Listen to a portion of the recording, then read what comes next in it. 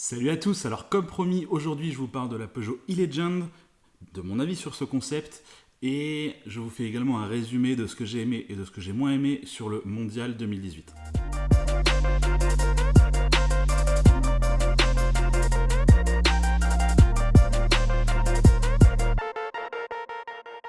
Bon alors comme vous le savez sûrement, j'étais sur le salon de l'auto toute la semaine dernière, et c'est pour ça que vous n'avez pas eu de vidéo vendredi dernier.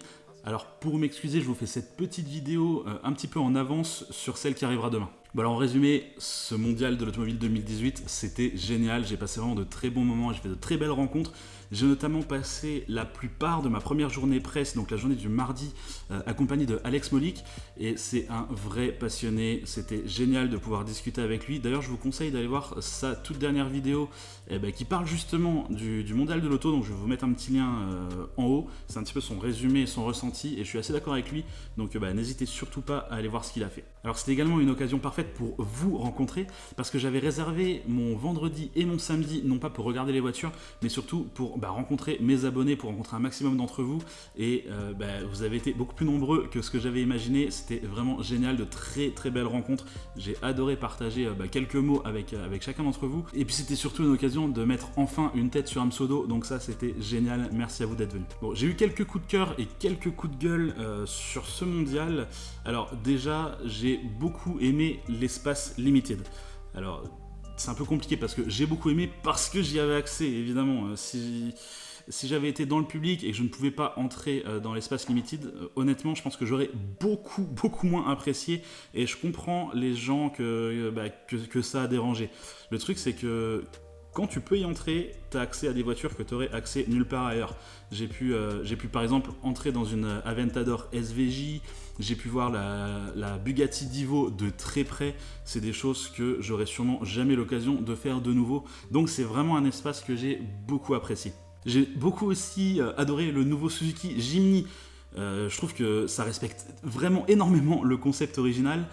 Et c'est beaucoup trop rare qu'on ait encore des voitures aussi basiques. Finalement, il n'y a rien de superflu et c'est vraiment génial. Bon, après, je suis pas client de ce genre de véhicule, mais si jamais j'habitais en montagne ou dans des endroits où il est un peu compliqué de se déplacer, je pense que ce serait mon véhicule de prédilection. J'ai beaucoup aimé ce véhicule.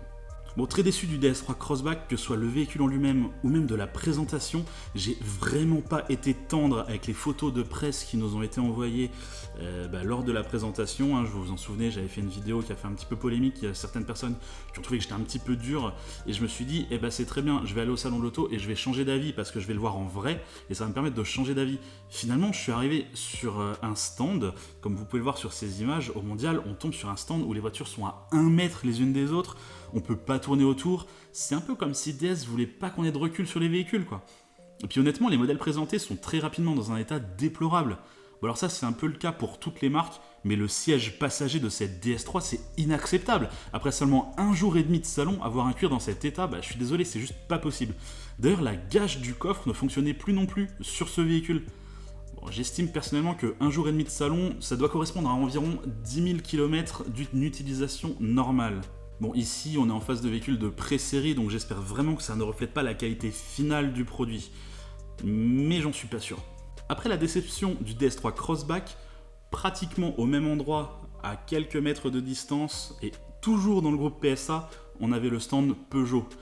Et honnêtement, Peugeot, c'est mon gros coup de cœur du mondial cette année. Je trouve qu'ils font des véhicules géniaux actuellement. Ils nous ont présenté l'an dernier la 508 Berline, qui était superbe. Cette année, ils nous ont présenté la 508 SW, qui est magnifique, elle également. Surtout qu'ils vont proposer une motorisation hybride de 225 chevaux. Et si ça vous suffit pas, ils proposent également un 3008 hybride 4 de 300 chevaux. Là, on commence à se dire qu'on a enfin des marques françaises qui font des vraies motorisations capables de venir concurrencer de l'allemande, et ça fait plaisir, c'est vraiment une bonne chose. Du coup, je suis vraiment très pressé d'avoir l'occasion de tester ces nouvelles motorisations, parce que là, je pense qu'il y a vraiment quelque chose à faire. Et forcément, celle que vous attendez tous depuis le début de cette vidéo, la e-Legend, la Peugeot e-Legend, qui était présentée forcément comme reine sur ce stand Peugeot. Tout le monde en a parlé, tout le monde réagit, tout le monde en parle. Tout le monde a un avis dessus. Il y a énormément de gens qui m'ont envoyé juste des messages pour me dire « Alors, qu'est-ce que tu penses de la e-Legend ?» énormément de commentaires, donc voilà, ça y est, je vais vous en parler, je vais vous dire exactement ce que je pense de cette e-Legend. Bon, en même temps, quand on y réfléchit, c'est normal que tout le monde parle d'elle.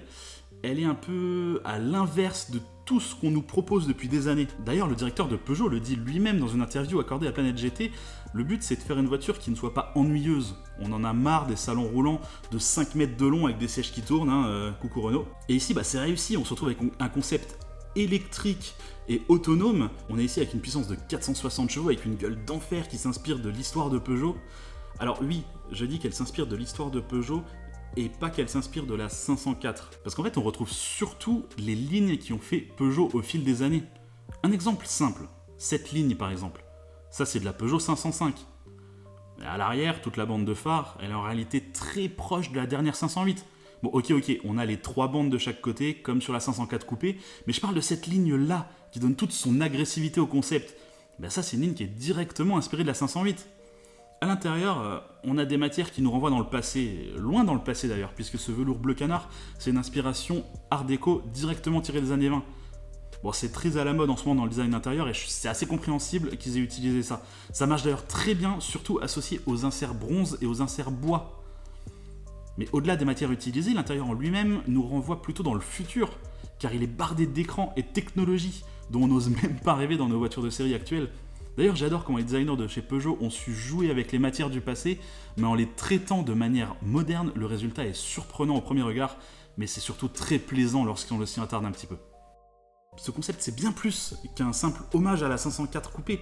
C'est un hommage à toute l'histoire de Peugeot. C'est le passé de la marque qui rencontre son présent pour nous laisser entrevoir le futur. C'est un futur que Peugeot ne veut pas sans âme, sans fun et sans plaisir. Peugeot nous propose ici un avenir excitant, une alternative à toutes ces idées d'autopartage électrique autonome, blanc et gris, que toute la concurrence nous rabâche sans arrêt. Bah alors évidemment que non, la e-Legend n'est pas ratée. La e-Legend, c'est une sacrée réussite. C'est un bon bol d'air dans un monde automobile qui devient de plus en plus aseptisé.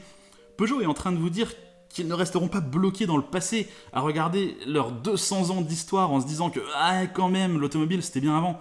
Non, la e-Legend, c'est Peugeot qui vous dit « Rassurez-vous les gars, la passion automobile n'est pas morte. Le futur, on peut en faire ce que l'on veut, et si on décide qu'il ne soit pas ennuyeux, et ben on peut le faire. Et même si toutes les autres marques abandonnent les unes après les autres, et ben Peugeot est là, et sera là encore longtemps pour que l'automobile reste un plaisir. » Allez, à demain.